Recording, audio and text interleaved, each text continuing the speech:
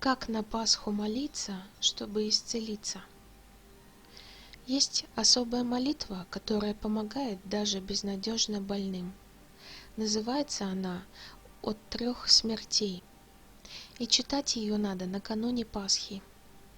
Кто ее под Пасху читает, того она отводит от трех смертей. Читает ее с уважением и верой. Читает ее накануне Пасхи до колокольного звона, дома, стоя на коленях. Во имя Отца, предвечного Творца, во имя Сына Христа и Святого Духа, ныне, вечно и бесконечно. Аминь.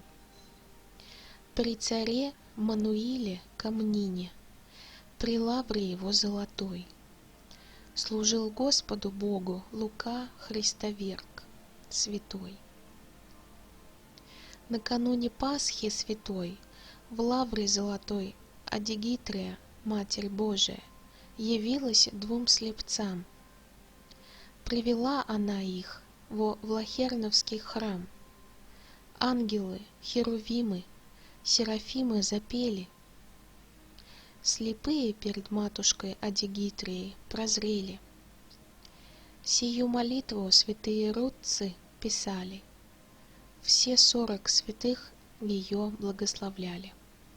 Воистину, сам Господь сказал: кто эту молитву прежде Пасхи прочтет, тот при ее помощи от любой смерти уйдет.